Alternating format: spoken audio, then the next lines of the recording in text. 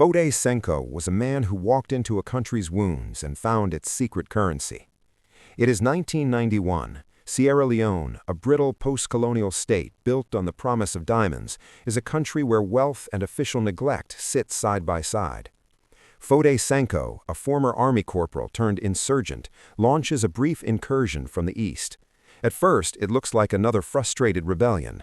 Very quickly, it becomes something else. A ruthless campaign of terror financed by the glittering stones beneath Kono's red earth.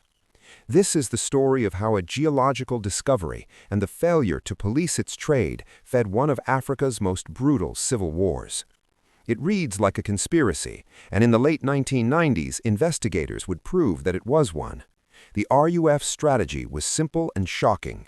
Capture diamond fields, force miners and villagers to hand over gems, use those diamonds to buy weapons across Sierra Leone's porous borders. The rebels amputated hands and terrorized civilians, not merely as tactics, but as methods of control that kept the mines productive for them. By the mid-1990s, the RUF could buy arms and fuel with smuggled stones that flowed through Liberia and coastal trading posts, where middlemen converted uncut gems into cash or cut and polished diamonds that entered the international market.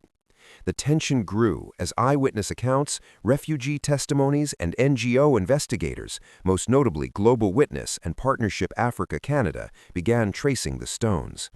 Their painstaking reporting showed how networks of traders, corrupt officials, and warlords moved diamonds across borders into Liberia, where Charles Taylor's war economy provided protection.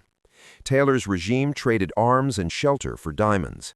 Later, UN and special court investigations would link him directly to support for the RUF. The pattern was clear: an illicit supply chain, stretching from Sierra Leonean mine to international jewelry market. Funded slaughter. The conspiracy was not a single shadowy cabal, but a system. Local commanders who cut off ears and hands to terrorize civilians. Miners forced at gunpoint. Border guards and customs officials paid to look the other way. Liberian intermediaries offering safe passage. Traders who bought stones without asking inconvenient questions.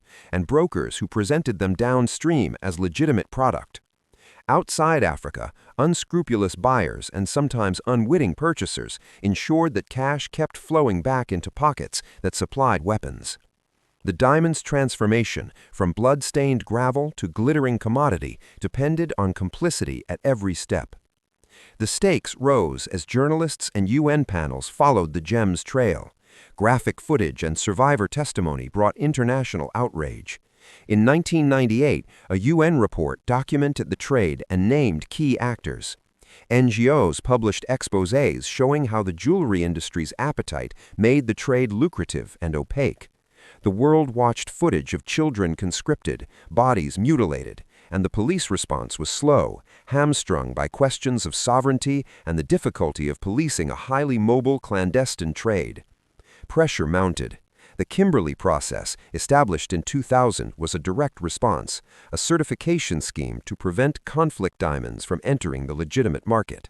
It was imperfect, but it acknowledged the central truth uncovered by the investigation, that gemstones could fund war and that global markets could enable violence. The Sierra Leone War did not end in 2000, but the exposure of the diamond's role shifted international policy and prosecution.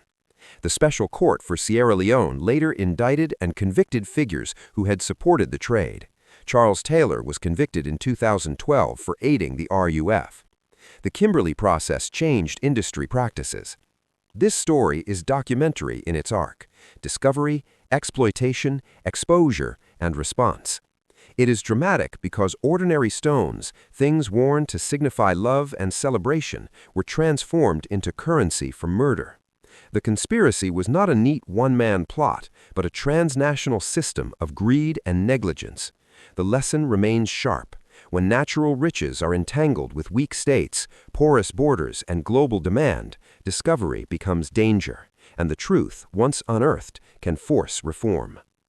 Today, the scars remain on Sierra Leone's landscape and people. The diamonds glint, but the memory of what they bought endures.